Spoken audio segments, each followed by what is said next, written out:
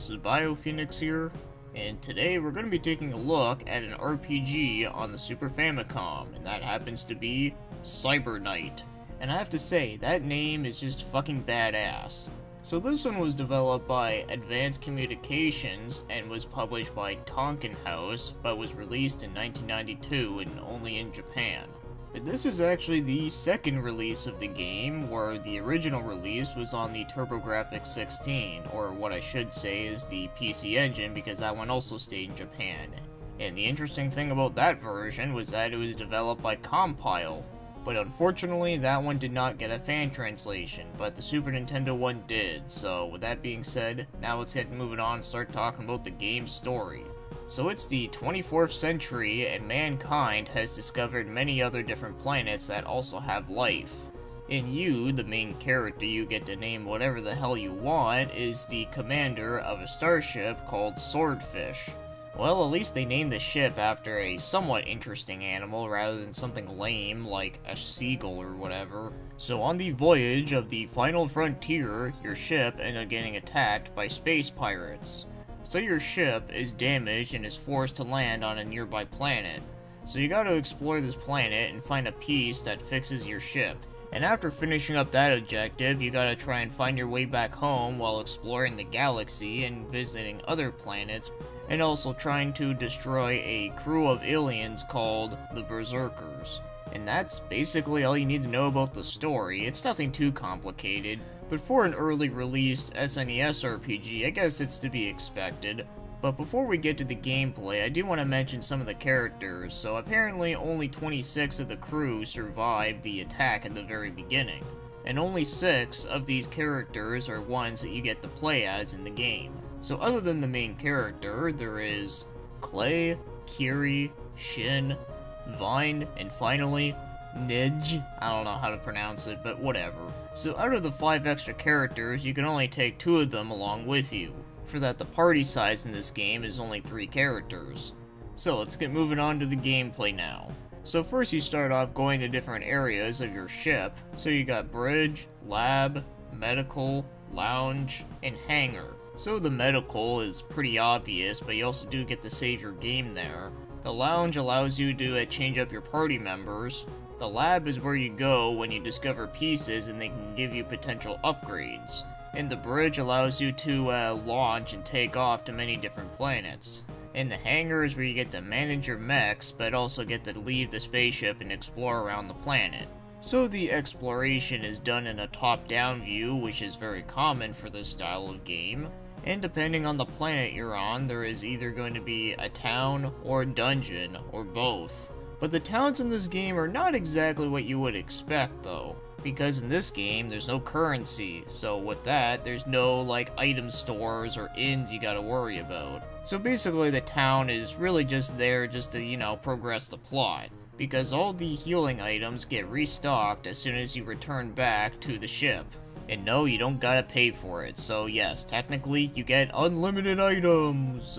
And that also includes free repairs whenever your mechs get damaged, and also free cures as well in the medical lab. So knowing this, it actually makes this game seem pretty damn easy given how forgiving it is. Well, it's not exactly easy, and I'll get more into that a little later. So now, as for the battle system in this game, it is a typical turn-based, but only that this one is done from a side view, but also does have a little bit of a tactical RPG element. But the tactical part is really not the main focus. So before you want to make an attack, you can actually select where you want your mechs to move to. And depending where you move them to, you can attack the enemy with depending on which weapon is equipped at that time. So whichever mech you're using can have 3 weapons, but you can only equip either 1 or 2 at a time. For an example, with the heavy machine gun you can only equip just that one since it takes up both your hands. But if you want to use a sword and shield, or just a simple handgun, then yes, those you can equip in one in each hand. And you can change your equipment in the middle of battle, and thankfully, it doesn't take up an entire turn to do so. And you do have special skills that are also equipped to your mech, but of course those are very limited. And whenever you go back to the ship, it'll be restored again, and also you can change it up there too. And each character has 2 health bars, one for the actual character and one for the actual mech.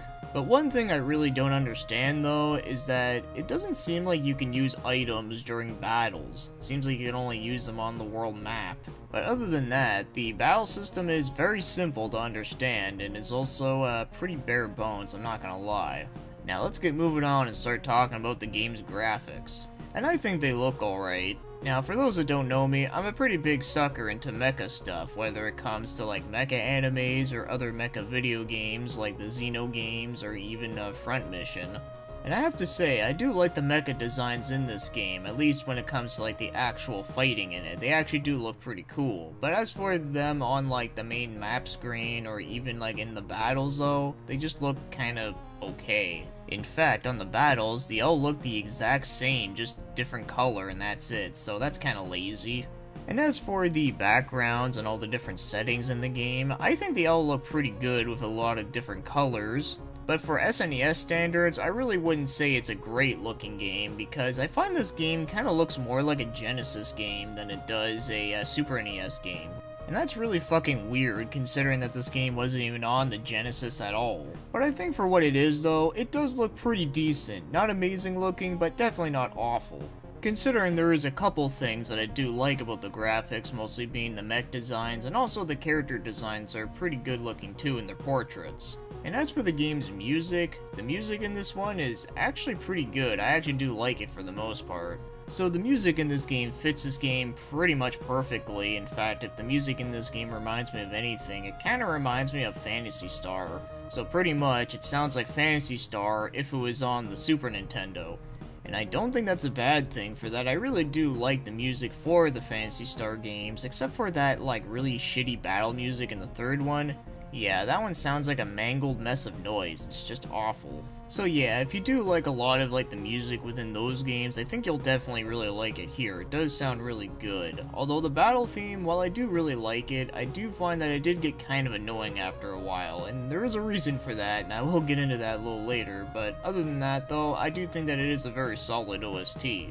Now, if you want to buy yourself a copy of this game, well, I did see a few of them around, and the most I've seen a complete in-box copy for, believe it or not, was about $30. Hell, even the PC Engine version is really cheap too.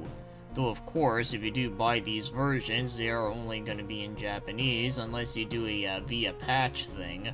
And I'm sure there are reproduction carts out there of this game, but of course those are always varying in price, depending on what goes into them and whatnot.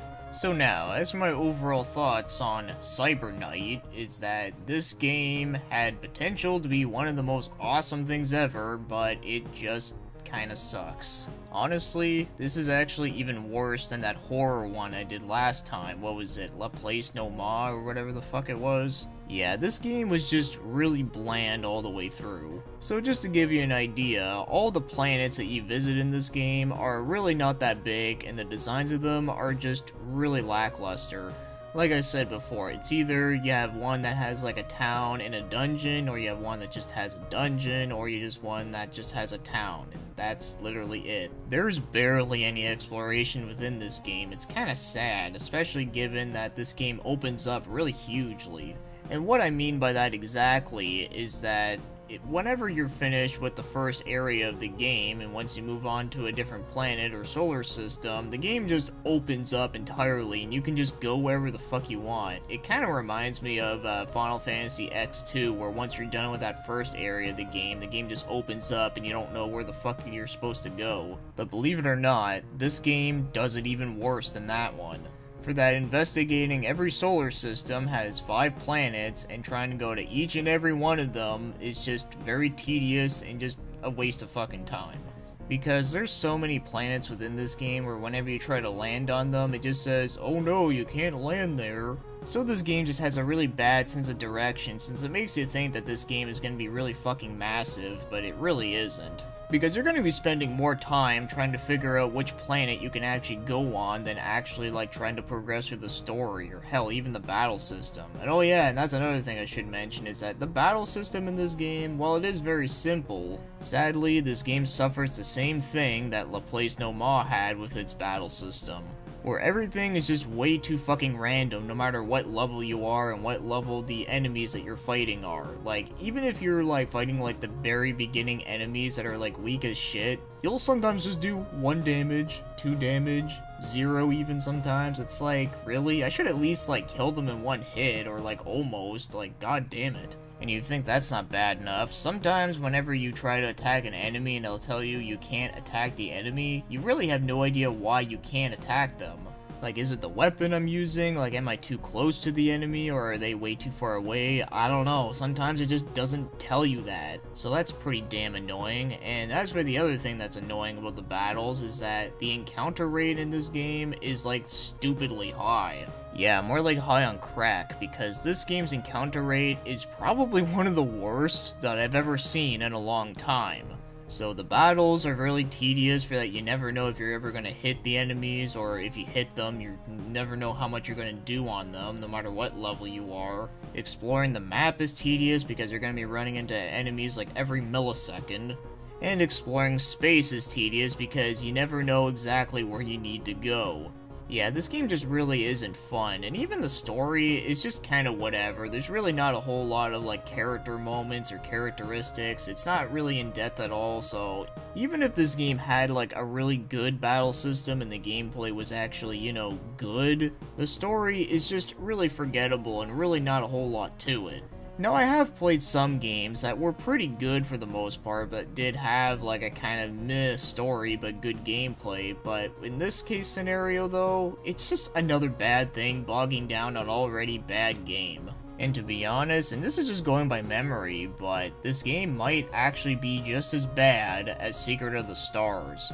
And that is just sad, especially given what this game is. It's a mecha RPG, like that has like the idea of being like fucking awesome. But this one just really isn't, so if you really want a good mecha RPG, this is not the one. Just stick to either Front Mission series or even the Xeno games, or hell, even check out Super Robot Wars, which is like a crossover game of a bunch of mecha animes, which is just awesome, especially if you're a fan of that.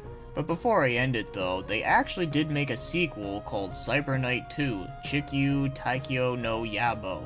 And that one was exclusively released on the SNES, and it was developed by different companies, so maybe, just maybe, that one could have been a big improvement.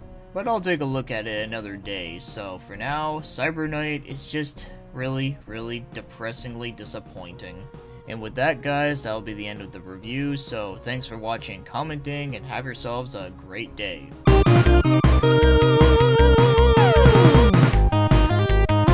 Nguyen Van Thok was paid $8 for his 32 hours of babysitting. He was glad to get it.